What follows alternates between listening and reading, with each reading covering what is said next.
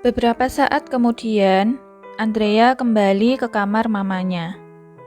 Dia memperhatikan wajah mamanya lebih ceria setelah bertemu Wisnu. Dia lalu melihat ke arah Wisnu yang ekspresinya seolah-olah minta tolong, yang terlihat jelas di raut wajahnya. "Mama, kelihatannya Mama senang sekali. Apakah ada sesuatu yang membuat Mama sesenang ini?" Andrea bertanya pada mamanya dan mendekatinya. "Sayang, papamu sangat tampan. Dia tidak berubah sama sekali. Masih sama saat dia masih muda." Ibu Christine berkata dengan malu-malu kucing. Wajahnya juga sedikit memerah seperti seseorang yang sedang jatuh cinta. Saat Andrea mendengar perkataan mamanya, dia tidak bisa menahan tawanya. Wisnu yang menatapnya terpesona padanya untuk sesaat. Dia tidak tahu bahwa Andrea mempunyai lesung pipi. Dia terlihat sangat cantik ketika sedang tersenyum.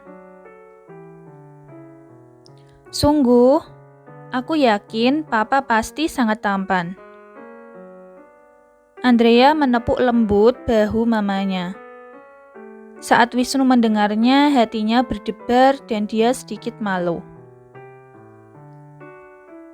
Setelah mamanya tertidur, mereka keluar dari kamar itu dan menuju ke parkiran mobil bersama-sama. Saat di dalam mobil, Andrea bertanya pada Wisnu, "Hei, di mana kamu tidur malam ini?" Dia ingin bertanya hal ini mulai dari pertama mereka bertemu, tapi tidak ada kesempatan. "Saya akan mencari hotel di dekat rumah Anda, Nyonya," dia menjawab sambil fokus menyetir mobil. Sebenarnya aku tinggal di area pedesaan. Kamu tidak akan menemukan hotel atau sejenisnya di sana. Kalau tidak salah, hotel yang terdekat itu jaraknya kurang lebih 1 jam dari rumahku. Jika kamu tidak keberatan, sementara kamu bisa menginap di rumahku." Wisnu terdiam. Dia seperti tidak percaya dengan apa yang didengarnya. Apakah dia tidak salah dengar? "Maaf, Nyonya, tapi kelihatannya itu bukan ide yang bagus, kan?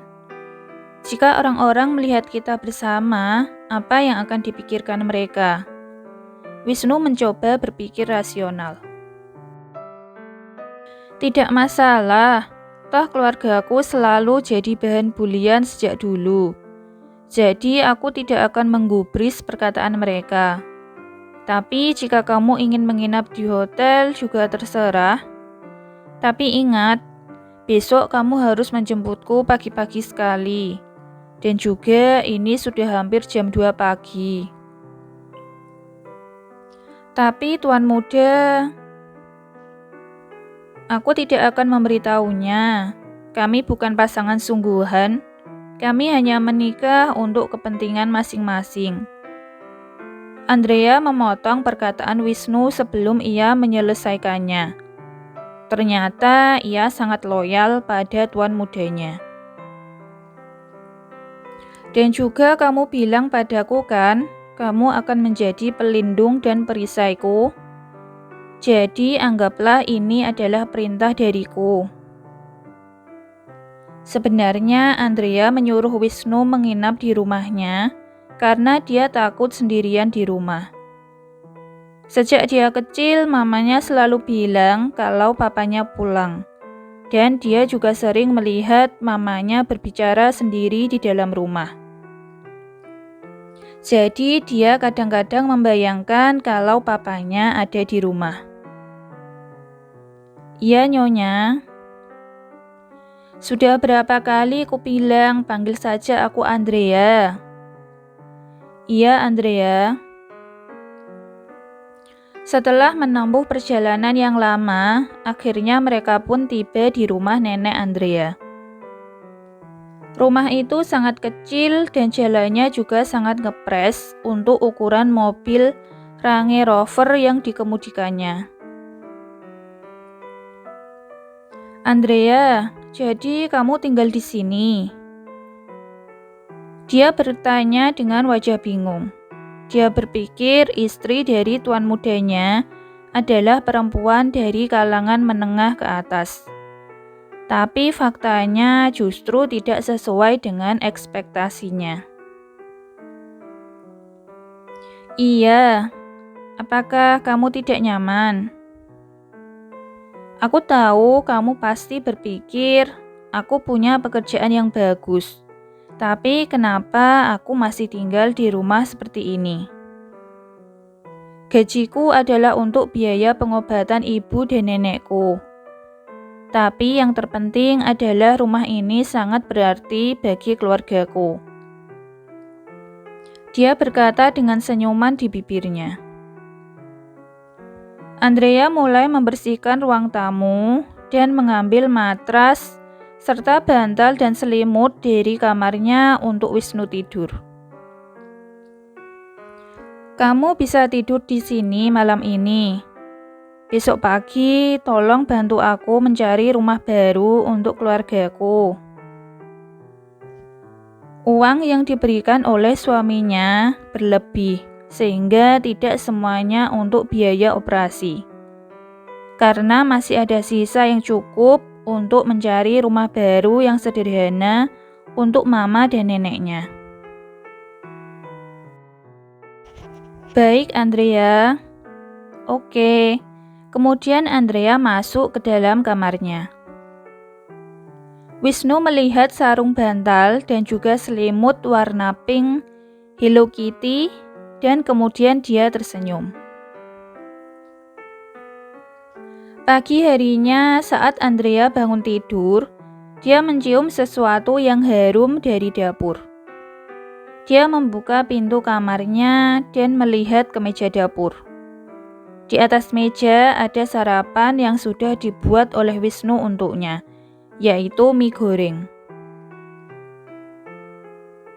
Meski masakan itu simpel, tapi kelihatannya enak. Andrea mencari Wisnu di sekitar rumah tapi tidak menemukannya. Padahal rumah neneknya tidak begitu besar. Hanya terdiri dari 2 kamar tidur dan 1 kamar mandi. Ruang tamu yang tadi malam digunakan untuk tempat tidur Wisnu juga sudah rapi. Saat Andrea masuk ke dapur dan mengambil segelas air minum, tiba-tiba pintu kamar mandi terbuka. Ternyata adalah Wisnu yang baru saja selesai mandi. Wajahnya yang fresh dan segar, serta rambutnya yang masih basah, semakin menambah tingkat ketampanannya. Andrea terpesona memandang wajah tampan Wisnu.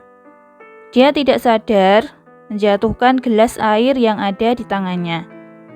Beruntung sebelum gelas itu terjatuh ke lantai, Wisnu menangkapnya dalam hitungan detik. "Aman." Wisnu bernapas lega. "Apakah kamu baik-baik saja, Andrea?" "Oh iya, aku rasa aku butuh udara segar. Aku akan keluar sebentar." Andrea lantas membalikkan badannya dan keluar. Dia mencoba menghilangkan gambaran wajah tampan Wisnu yang ada di pikirannya. Setelah mereka selesai sarapan pagi, akhirnya mereka pergi ke rumah sakit Husada Bakti.